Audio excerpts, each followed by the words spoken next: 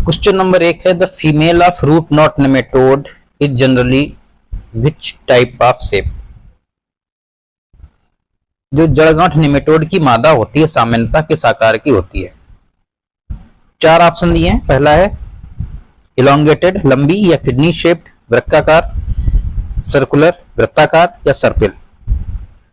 तो right answer है आपका किडनी शेप वृत्ताकार। अगला है the dorsal oesophageal glands open at which distance from stylet knob. Option half stylet length, 1 stylet length या 2 स्टाइलेट लेंथ या वेरी क्लोज। राइट आंसर एक 1 स्टाइलेट लेंथ। नेक्स्ट है migratory endoparasitic nematode mainly feed on which plant part. जो प्रवासी एंडोपैरासिटिक nematode होते हैं मुख्यतः पौधे के किस भाग पर भोजन करते हैं।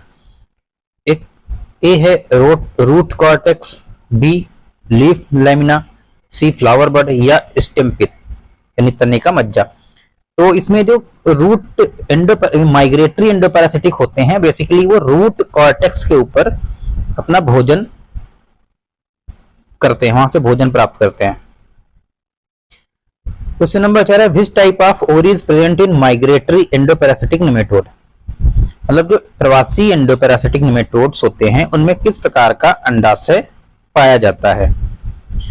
तो राइट आंसर है मोनोडेल्फिक, मतलब सिंगल ओवरी पाई जाती है।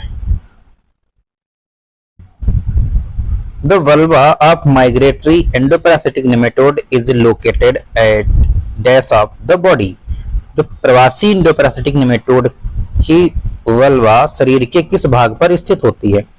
मतलब कितने भाग, मतलब कौन से भाग पर स्थित होती है। पहला है मिडिल या पोस्टेरियर फोर्थ या एंटेरियर पार्ट या टिप ऑफ टेल।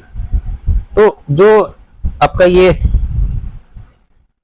वल्वा है शरीर में जो स्थित होता है वो पोस्टेरियर फोर्थ पे स्थित होता है। आंसर आपका इसमें राइट हो जाएगा बी पोस्टेरियर फोर्थ। 6 है which stage of nematode is infective. Nematode का कौन सा चरण संक्रमणकारी होता है। तो उसमें एग या J2 मतलब सेकेंड स्टेज ऑफ जुवेनाइल, द्वितीय किशोरावस्था हिंदी में कहते हैं, एडल्ट मेल या एडल्ट फीमेल। तो इसमें जो सबसे इन्फेक्टिव स्टेज होती है वो होती है J2 यानी second stage of juvenile. Right हो जाएगा बी नंबर आपका। Typical symptoms of root lesion nematode is. मतलब मुख्य रूप से जो नेमेटोड के विशिष्ट लक्षण होते हैं जड़ धब्बा में वो कैसे होते हैं। तो देखो क्या होता है कि जब नेमेटोड रूट में अपना स्टाइलेट इंटर करता है तो वहां की जो सेल्स हैं वो किल हो जाती हैं, और जब सेल्स किल हो जाती हैं वही क्या कहलाते हैं, निक्रोटिक रीजन कहलाते हैं। तो यहाँ पे राइट आंसर आपका निक्रोटिक रीजन हो जाएगा यानी मृत धब्बे।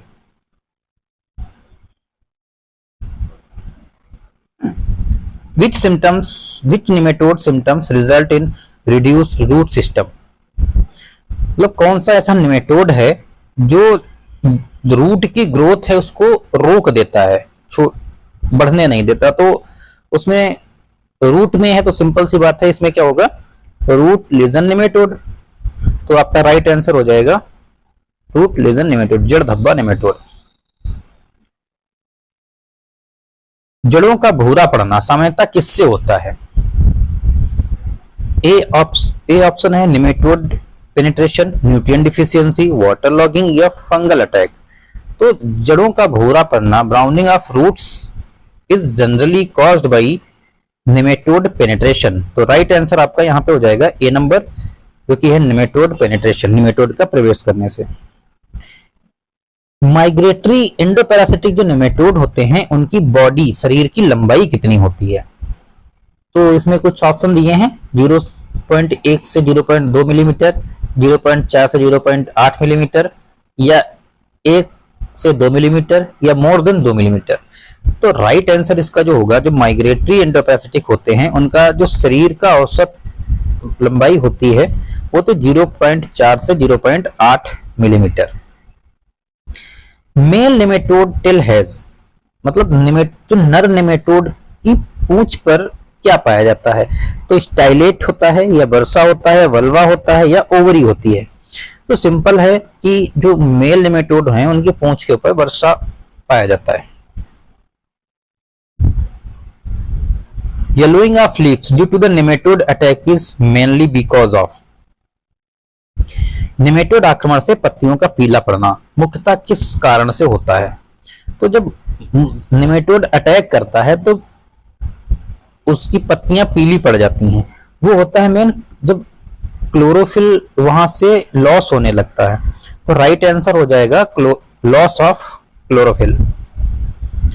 Late emergence of seedling symptoms of, मतलब सीड बोने के बाद में उसमें से जर्मिनेशन या सीडलिंग बहुत लेट निकलता है, उसका मेन कारण क्या होता है? सिस्ट नेमेटोड या रूट लीजन नेमेटोड या सिट्रस नेमेटोड या रेनिफॉर्म नेमेटोड?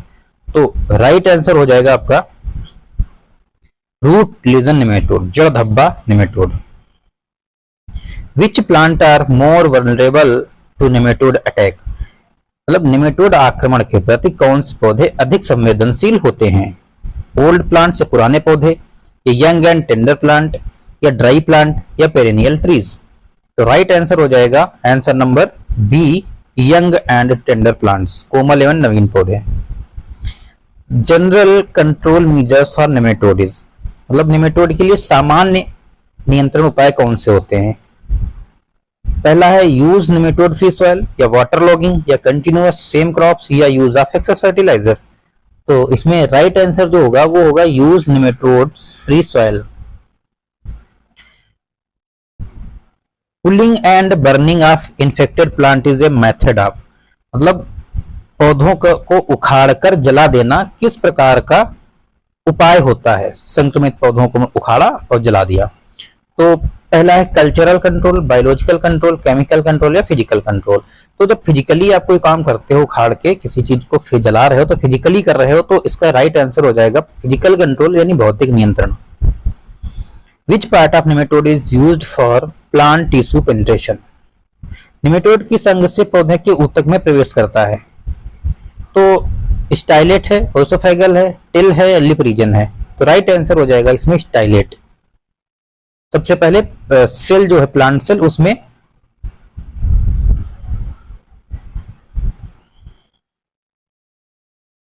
सेल होती है, इस प्रकार से मान लो सेल है, तो सबसे पहले नेमेटोड को आता है अपना स्टाइलेट इसमें इंटर करता है यहाँ पे सेल में, और उसके बाद में वो उसको पेनिट्रेट कर देता है। तो राइट आंसर है आपका stylet. Stunted plant growth is a common symptom of, पौधों का बौना रहना किसका सामान्य लक्षण है? नेमेटोड इन्फेस्टेशन, या जिंक डिफिशियंसी, फंगल विल्ट, या एफिड अटैक? तो पौधे बौने रह जाते हैं, उसका सामान्यतः लक्षण होता है नेमेटोड इन्फेस्टेशंस। उनमें से lip region of migratory endoparasitic nematode, प्रवासी जो एंडोपैरासिटिक नेमेटोड होते हैं उनके ओंठ क्षेत्र कैसा होता है? तो वेल सेट ऑफ होता है, या स्लाइटली सेट ऑफ होता है, ये नॉट डिस्टिंक्ट होता है, अस्पष्ट होता है, या एब्सेंट अनुपस्थित होता है? तो राइट आंसर है स्लाइटली सेट ऑफ। और लास्ट क्वेश्चन है 20 number, necrotic lesion on roots are initially small but later, जड़ों पर जो मृत धब्बे प्रारंभ में छोटे छोटे पड़ते हैं, बाद में कैसे हो जाते हैं? ए है डिसअपीयर यानी गायब हो जाते हैं, बी नंबर है आपस में मिलकर जड़ियों को नष्ट कर देते हैं, रूट मतलब आपस में छोटे जो वो थे वो बड़े हो आपस में मिलकर बड़े कर लिए, और जो रूटलेट्स होते हैं उनको खतकिल कर देते हैं। कन्वर्टेड इनटू द गॉल्स, गांठ में बदल जाते हैं, या change into the fungal spores, या फफूंद बीजाणु में बदल जाते हैं? इसका आंसर आप कमेंट में बताइएगा कौन सा आंसर आपका इसमें सही है।